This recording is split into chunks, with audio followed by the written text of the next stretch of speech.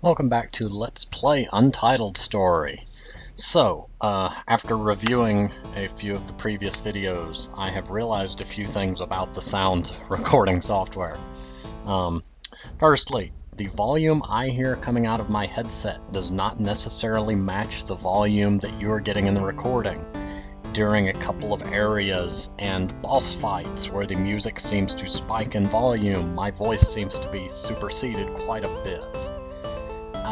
It would be difficult to go back and re-record it while, not sounding scripted. So I'm going to keep those. But I did find a setting in the recording software that lets me control the relative level of each volume, and it gives me a volume bar for each of the input and output devices. So now I should be able to see if the game volume is coming in louder than my voice. For now, I'm testing it at a, it doesn't give a percentage setting, actually. It's, what is the, about, yeah, I mean, the number wouldn't really help y'all. I've lowered the in-game volume so that my voice should come in a bit louder and clearer. I mean, not that my voice is why you're here. You'd probably rather me shut up and just play. I can't blame you.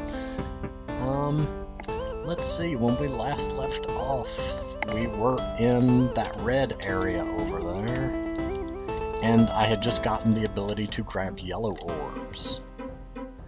And I remembered that this area was the only other place I knew of with yellow orbs off the top of my head, so...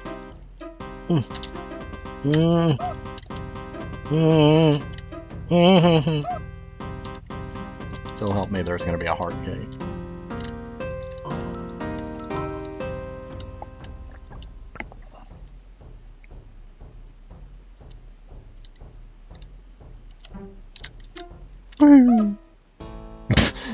Well, I wasn't trying to hit it. I figured I should go back and get some health back. Because face it, I'm gonna hit those spikes a lot. So I'm hoping the new volume makes viewing this a little more pleasant. Well, almost. Oh well, moving on.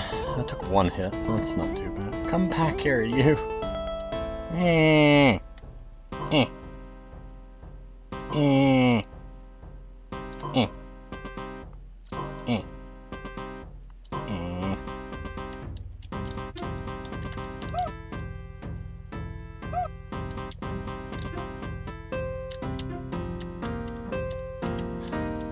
I'm gonna die. Nope. That was not intentional either. Darn it. I wasn't expecting that to do 90 damage.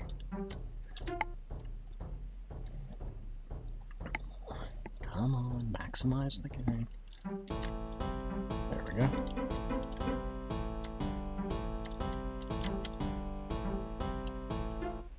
Boom, boom, boom, boom.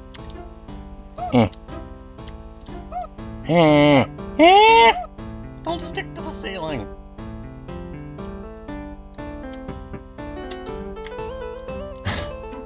This entire video is going to be me in that one room, isn't it? Let's find out. Ow! I do it just fine the first time.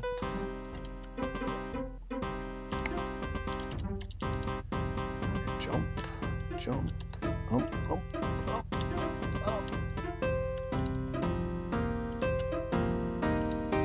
There we go. I have health. Oh, wait a second. If I start...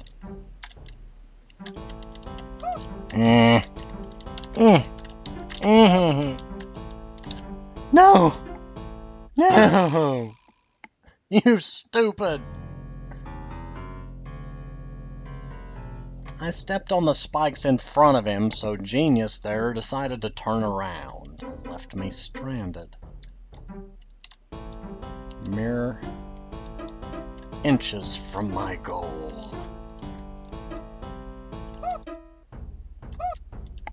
Get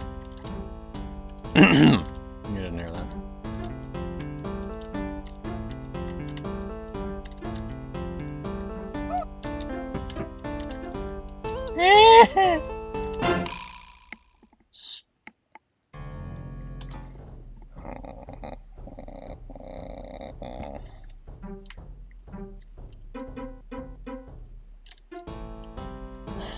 Again, I'm reminded why I'm playing on normal mode. I find it very annoying that those things take so long to respawn.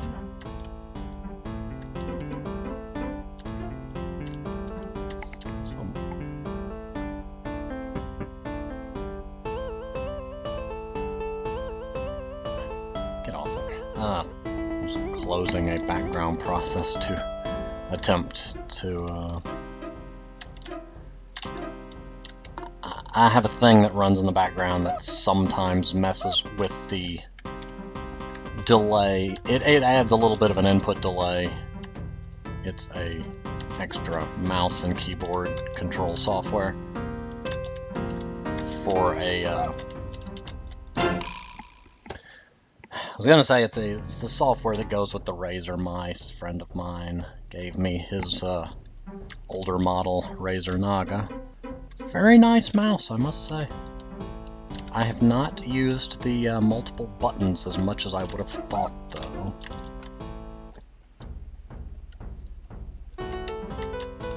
But I will soon be getting a keyboard to go with it. And supposedly if you hook the two together, you can integrate some of their functions into each other. So I'm hoping that works out well. There are times where a number of extra keyboard buttons would be very useful.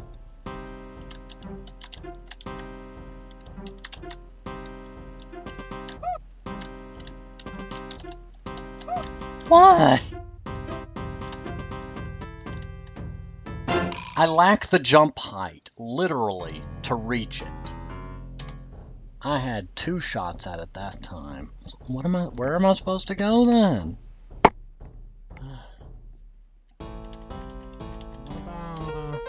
No, it's not where I meant to go. That's not where I meant to go either.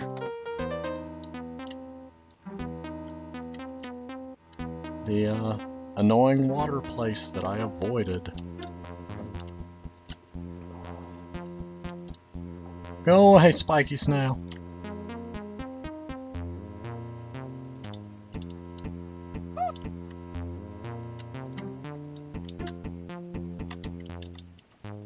Come on.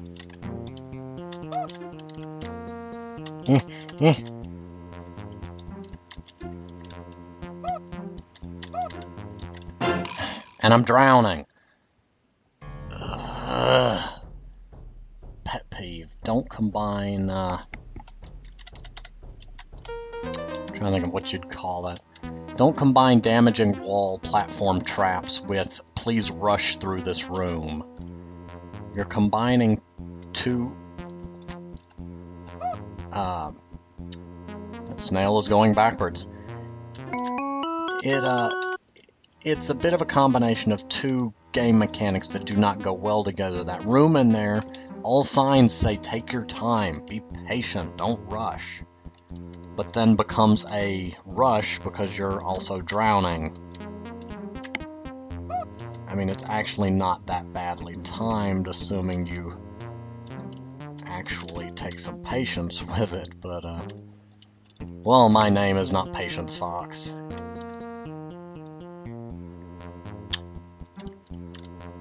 I thought maybe there'd be something hidden there.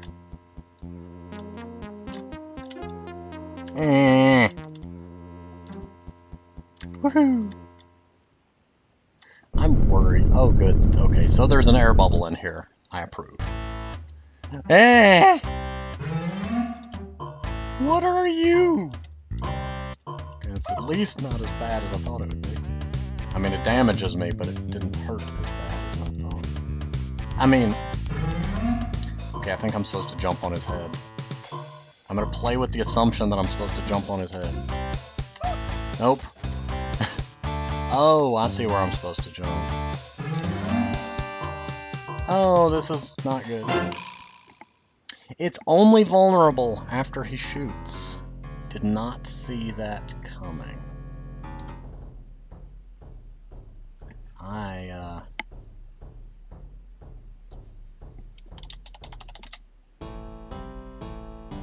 did not think about the fact that the weak point might not be a weak point all the time.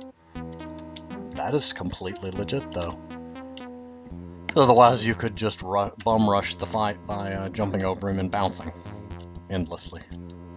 Leave me alone. If I try to fire, I just get little air bubbles, because I'm underwater. Fireballs don't work well underwater.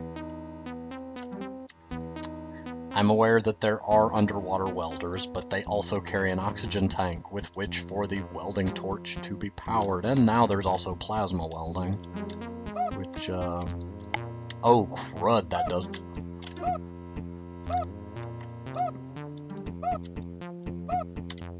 Spike. Yes, I'm aware there's also plasma welding. I really don't like drowning mechanics. You'll notice there's lots of things in this game I can complain about. Complainy fox. Jerk. See, what it wants me to do is pause at the midway point, then go all the way to that air bubble. But I am impatient, and I want to just get through the stupid room. So I often will just skip that and try to survive. Like I'm doing right now. Oh, forget that 100 damage. I made it through the room. Haha. Ha ha ha. Don't shoot me, I'm innocent.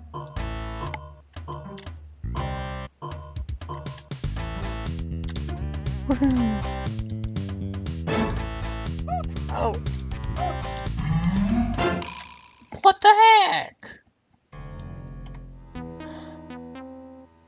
I'm calling that one cheap.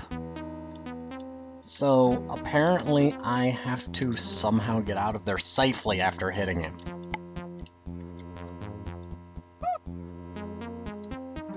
That snail continues to be an utter jerk. It's meant to be an annoying obstacle, because I can't fire my fireballs underwater and it has a spiky shell. Problem being that I can't see where it's at while I'm outside of the ship, so there's no timing my landing for suicide.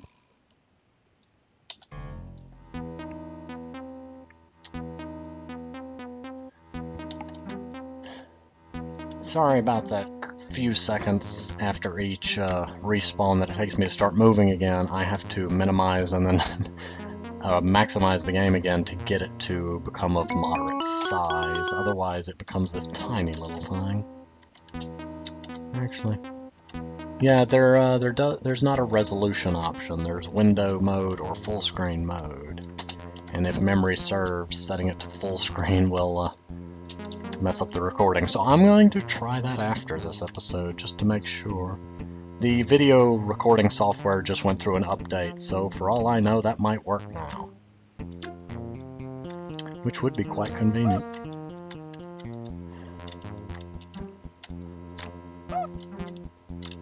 You know what, forget it.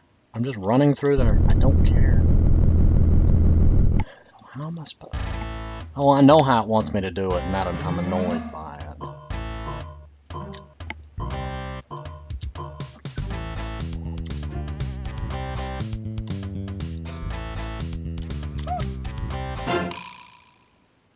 Oh, and not only that, it wants to ensure that I'm using the down command when I land. Okay, so I have to actually be ground pounding to damage him. I have two problems with this.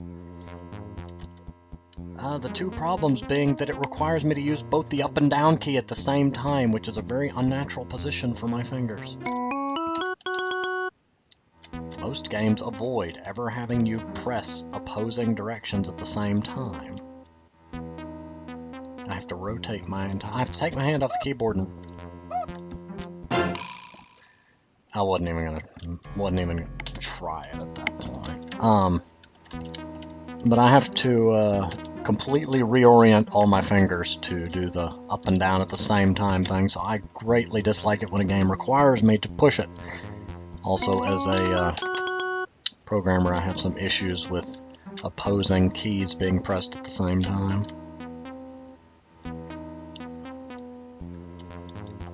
It's also why this game is designed for the keyboard, because there ain't no pressing the up and down direction on a joypad at the same time.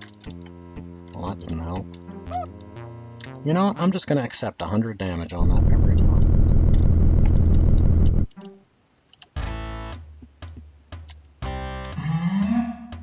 One, two. And he aimed differently that time. That's always delightful.